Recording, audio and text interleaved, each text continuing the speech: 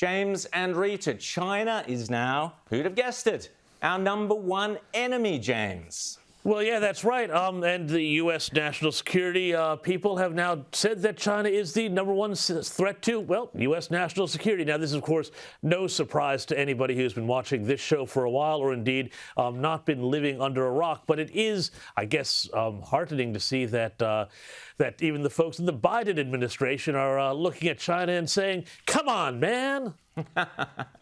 Rita, Christopher Pine seemed to have had some kind of epiphany last week. This is the bloke who commissioned submarines to be built in 50 years' time.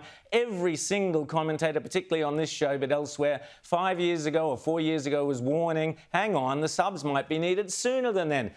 Tell us about it, Rita.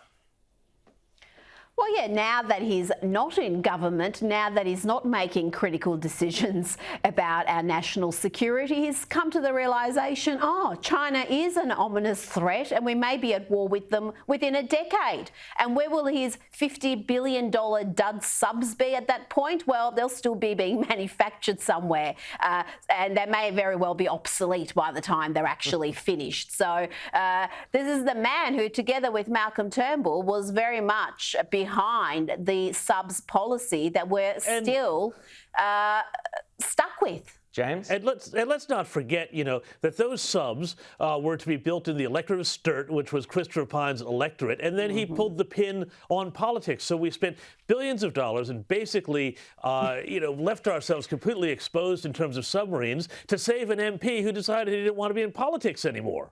It's extraordinary, and yet how short-sighted. It just beggars belief.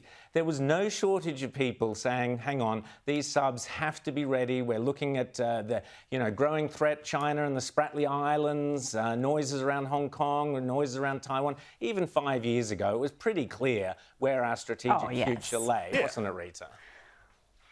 Absolutely. China's push for global power, their aggression, that's not a secret. They're quite open about their global ambitions and their desire to influence and have greater power. And of course, we know about the threat they pose to Taiwan. We know about what's been happening in Hong Kong. So none of this should come as a surprise to Christopher Pine, but it seems to have blindsided him when he was in government. And now that he's got a podcast and he's swanning around the country giving speeches, now he's realised, oh, China, yes, maybe we should be sort of aware of what's happening there. And Too late, Christopher. Exactly. If you think back to that period, Christopher Pine's main focus seemed to be on getting same-sex marriage through the Parliament, and his black hand and his cherry bar antics seemed to be to the fore of his thinking rather than looking at what was staring him in front of his face, which was the threat from China. What an absolute disgrace.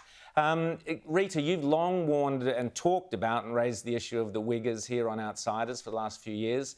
I was interested that there's a lawsuit in Britain against various companies that are doing deals with China, Zara, Bershka, these sorts of fashion houses where you always get these cheap clothes, Uniqlo is another one, are being challenged by some mob for using Uyghur labour. What do you make of that?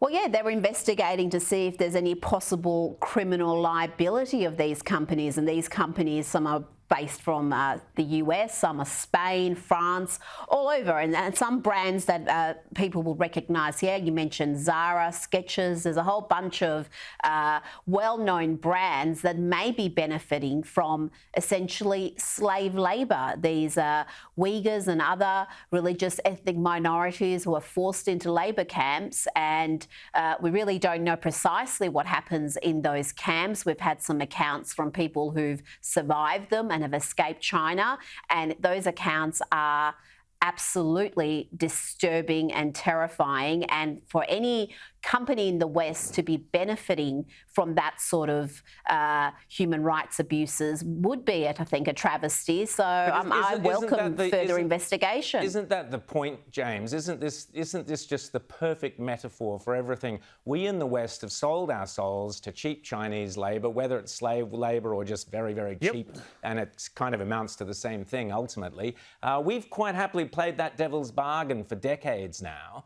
And we've gone, yeah, we'll have all these cheap things. It's fantastic. And at the same time, you can understand why the Chinese are thinking, well, hang on, what's going on here? They've taken all our cheap products and now they're lecturing us about the source of those cheap products. I mean, Rowan, what this really is, it's very tempting to, make 1930s kind of comparisons here with China. But, the difference between now and then was that back then we also didn't decide that, Weimar Germany was going to be our ticket to wealth. And the real thing that happened, and it's happened over decades now, and especially since we let China into the World Trade Organization, the West made a deal. We made a deal with the devil, the Chinese Communist Party, to say, you give us cheap stuff, and in return, we will export our jobs. And we thought maybe we might export our values. But what's happened is that we've been importing Chinese authoritarian values. You only need to see it in the way that big corporations have sold out to China, Hollywood, Disney, all of these companies. We only have to look at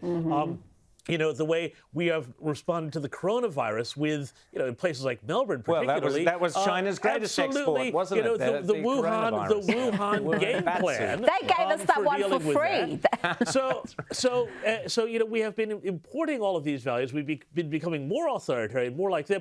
So great on these human rights people for trying to fight a rearguard action on this. But I just think that, we're so far down the track on it. Exactly. Good luck to them.